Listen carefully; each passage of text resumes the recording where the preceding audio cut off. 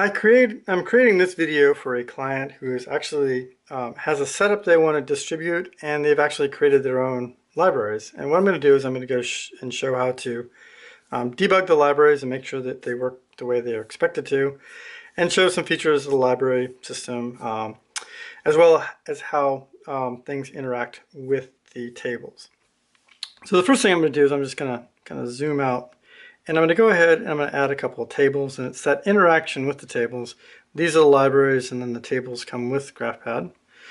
And I'm going to add the legend along with the summary table. And now when I bring up, for example, the elevations, first of all, they're ordered.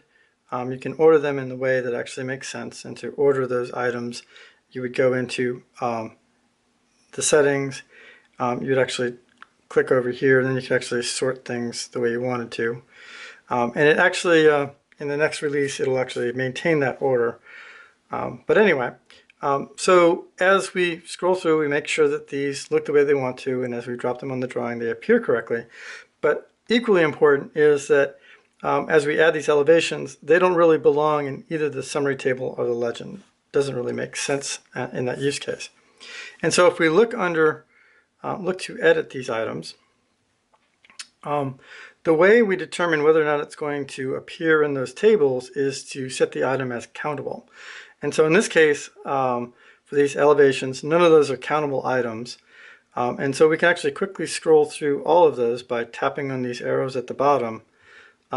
So we can verify that these are all set up the way we expect to. So as you expect, it's not countable and it doesn't have a cost associated with it.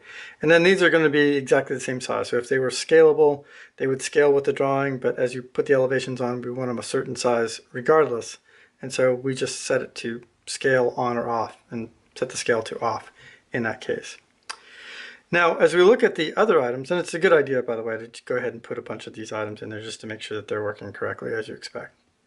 So let's go ahead and look at the symbols, and we'll bring up the symbols items. And so now we see our symbols are the way we want them in the drawing. As we add those symbols, we'll see now we actually do impact the table. And so, for example, if we go and we look at to edit these items, we see that this is a perimeter pier. It is countable, so it is going to appear in the summary and the legend tables. And now if we had a cost associated with it, it would put that cost in. So let's, for example, just go ahead and put in a cost real quick. And we'll put in, oops, sorry, do that again. Put in 35. Now it's important to hit save. And because we'll be just adding this back in, we need to kind of renew our table. Sorry. And now we'll see that cost is appearing. Okay. Now there's another feature associated with the symbols, and that's these components. So say, for example, you have, in addition to the cost of the pier, you had a labor cost associated with that.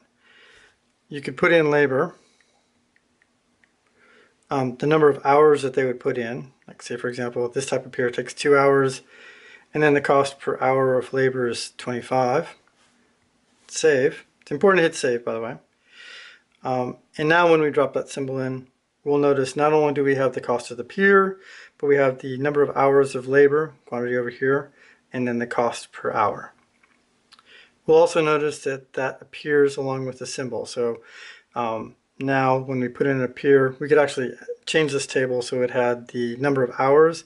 You could say the cost of the pier and then the number of hours along those as well. So these tables, if we look in here and just go to edit one of these tables can be edited as well, and so you can actually change the number of columns and what they represent, footers, etc.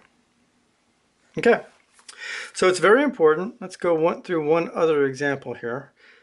If we look at the features associated with this, we have scale turned off, and so regardless of the size, the scale of the drawing, it's going to appear on the drawing as however many pixels. If you turn the scale on, however, and we save that, and now we drop that symbol on, we'll get this effect. Now the reason that it's like that is because we've got the scale set to 1 foot, but if we change the scale, which automatically gets changed because it was set to, it's just a bug I need to fix. But if we actually change that scale, for example, and let's do this and just kind of cycle it down. So that remains the same size regardless of what the, excuse me, it changes size based upon the scale. So for example, you had a 2x2 pier, you could put those on the drawing and they would appear 2 feet by 2 feet. And if they had some sort of interference with something else, you could actually visually see that. So it's very important, like I mentioned, to go through all your symbols. I specifically set it up so you can actually, go ahead and turn the scale off on this. I set it up so it's very easy to scroll through these items. It's very important to make sure that the text is in the right place. So for example, this symbol, whatever it represents, it needs to have the title appear. And that title will appear in the various tables where it's being accessed. And that really is all that I'd like to present at this time for the library. You can see the interaction between the symbols and the table, or when you put in text or geometry when it's not supposed to interact with the tables, and how that all is configured inside the system. And that's my presentation. Thank you.